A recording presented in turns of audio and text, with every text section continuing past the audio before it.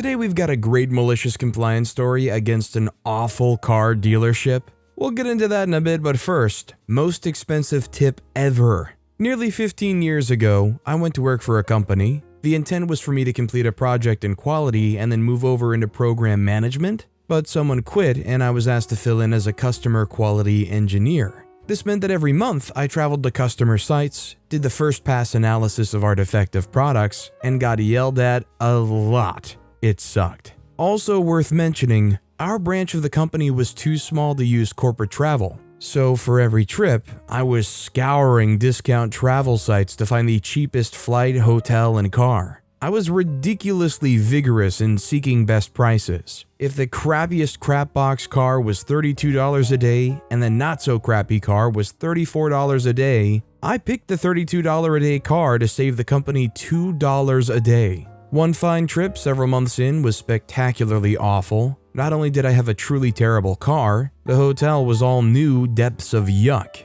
My shoes stuck to the carpet in my room and the security flipper thing on the door was plastic. Also, it was in the worst part of town, and I was worried about my safety to the point that I ended up pulling the little couch over to block the door and sleeping on it. Adding to my misery, I was sick. I had some creeping crud that plugged my sinuses and made me long for death.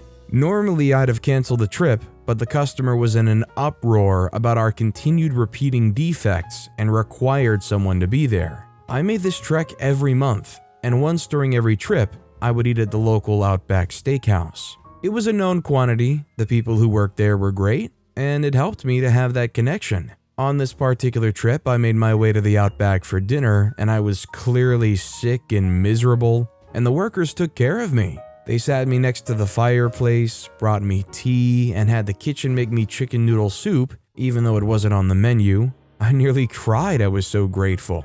My bill for dinner was less than $10, so I charged $20. Yes, more than a 100% tip, but their kindness kept me going. I got home, did my expense report, and turned it in.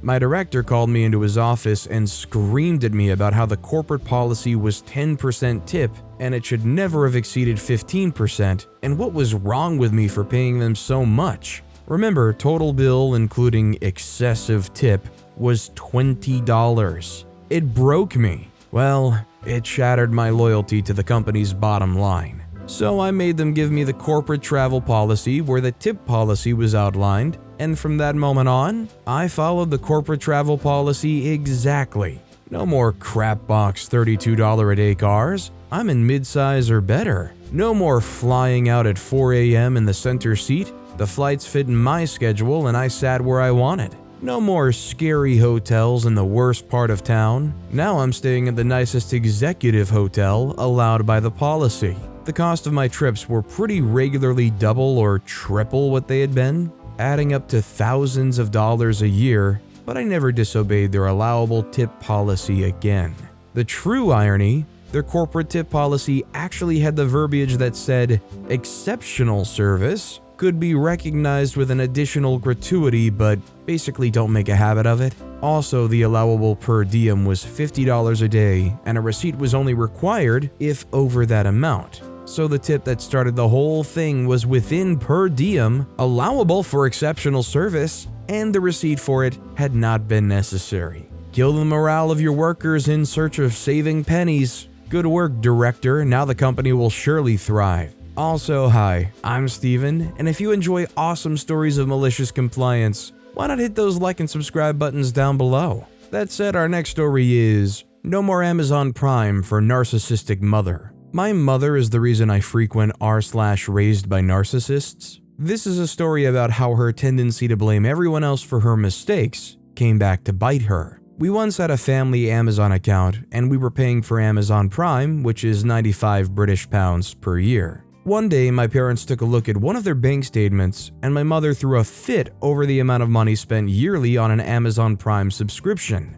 My father wasn't overly bothered because he makes decent money, and it was only £8 a month. But when my mother goes on the warpath, he tends to just let her go off, rather than try to fight the explosion. My mother decided to cancel the Amazon Prime subscription. But I used Prime Video regularly, so I told her not to worry about it and just put the whole thing in my name. I'd pay the £95 a year, and the whole family could keep benefiting from Prime. She liked that idea, so I changed the payment method to my card and carried on with life. I also set my card to the default payment method so I could use the Buy Now button to save myself some more time. Anyway, fast forward a few months, and I buy a book on Amazon for $7.99. I use the Buy Now button and carry on with my day, until my mother comes home that evening ranting and raving about how I'm a thief and how I've stolen from her and how I'm a disgrace and how she didn't raise me to be such a disappointment. I ask her what the freak she's talking about,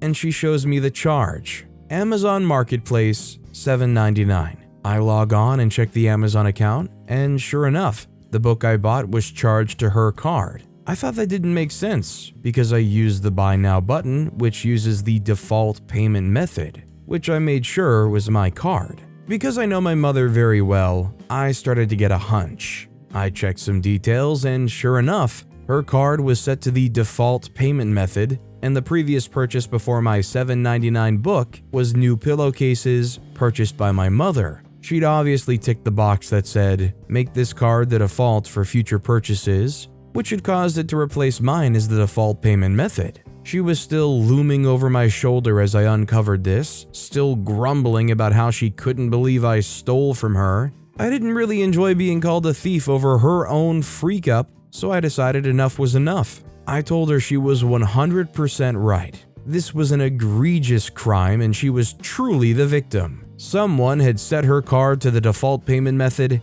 and in my idiocy, I had used the Buy Now button, foolishly believing that my card would still be the default card for the Amazon account I was paying for. But not to worry. To prevent this terrible situation from ever happening again, I'd be removing her card from my account. It was safer, I explained, for us to all have our own accounts. That way, no one would be able to purchase anything with anyone else's cards, intentionally or otherwise. When she realized this would prevent her from using all the perks of Amazon Prime without paying for them, she was suddenly very apologetic and understanding, but I insisted that she was right and that financial security was of the utmost importance. I took her card off the account and changed the password. In my family, victories against my mother are rare, and I cherish each one. This one is one of my favorites because every time she receives an Amazon package, I'm reminded of the look on her face when I took her off the account, and she couldn't think of anything to say to get me to put her back on.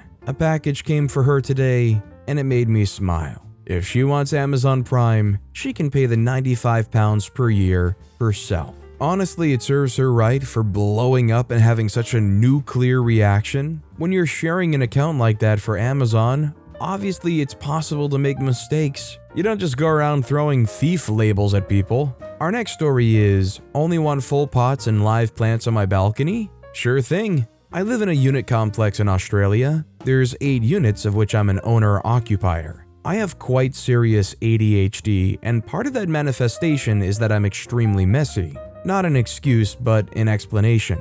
I don't get to hoarding levels, and I don't live in filth, but my home looks like my brain. That doesn't affect anyone in my unit complex except for me and the guy who lives diagonally up and to the right of me. And honestly, if he was almost anyone else, it wouldn't affect him either. He's got a reputation amongst the other owners of being an absolute jerk and will complain about anything to everyone except for the person who's causing his problems. And if he can find a problem with you, he will. He found my messy balcony to be his problem, rather than doing what any other normal person would do, which would be look away, write a nice note, and buy a box of chocolates or, gasp, speak to me. He decided to sit on his complaint for at least a year and bring it up at the AGM to get the body corporate to force me to clean it, citing it was bringing the price of the property down. Rest assured that he wasn't planning on selling, so that argument made no sense. I wasn't there because I was sick that day.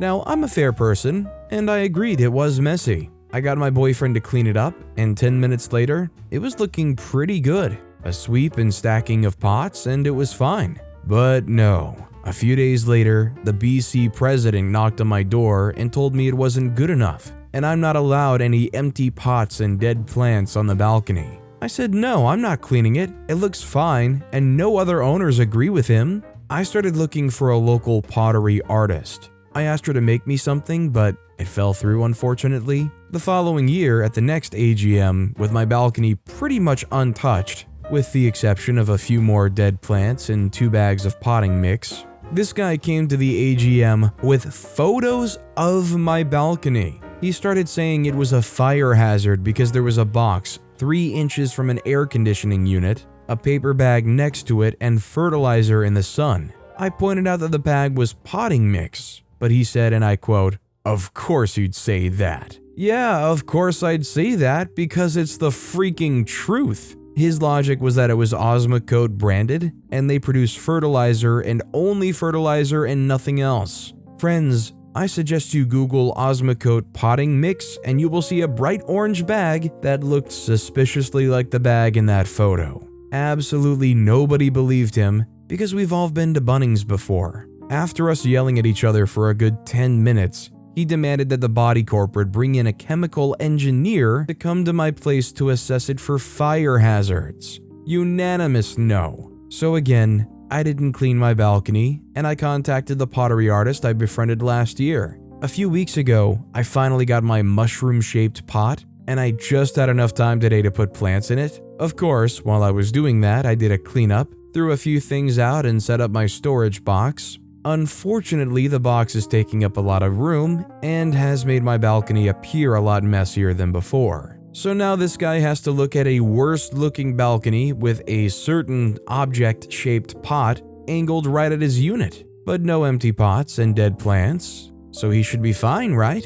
ETA, while I was cleaning my balcony, another one of my neighbors was talking to me and told me even yesterday he was going to contact the council to get me to clean it. So not only have I been living in his head rent-free for 2 years, he's going to hear back from the council that they cannot do anything because it's not on council property. I just don't understand why this guy is so obsessed with the condition of OP's balcony anyways. Like, unless they literally got like dog waste or like packages or pieces of paper that constantly blow off their balcony, or like old rotting furniture, like what's wrong here? Our next story is the car dealership, but with a T instead of a P. So way back in 2011, I graduated from college and got my first job.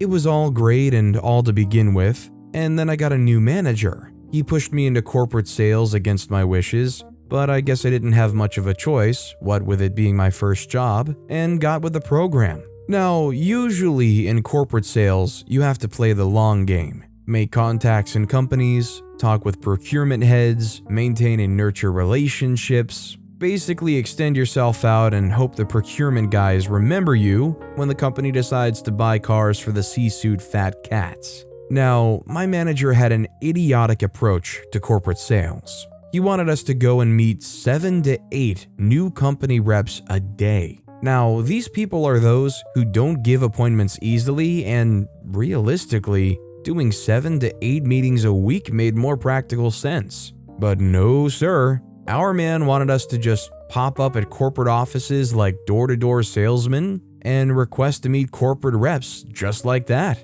I told my boss this just didn't make sense when the cars you're trying to sell cost upwards of $50,000 and go up to $150,000. Audis. But the dude would just not relent. He would insist on us showing him visiting cards of the reps we met at the end of each week, and told us, "I don't want you sitting around in office, be out in the field doing meetings." I just started popping up at corporate offices, asking the receptionists for the visiting card of the person concerned, dropped off the brochure for a rep, and boom, left. My 8-hour day turned into a 4-hour day. Submitted those cards at the end of each week. This went on for months before upper management found out, and my then manager left. What I don't really understand here is what was the manager's expectation in the end anyways? Cause like, does this actually sell any cars in the long run, or do they just have like a fancy collection of name cards? Like OP said it themselves, these cars cost $50,000 to $150,000. You're not just gonna pop up at somebody's place or pop up wherever and try to convince them willy-nilly just like that to spend high 5 or 6 figures to buy a car. But with that being said, that's all the time we have for today. Now, if you want to hear another absolutely awesome malicious compliance story, check out that video on the left. Or if you missed my latest video, check out that video on the right. That said, I'll see you all next time with some more stories.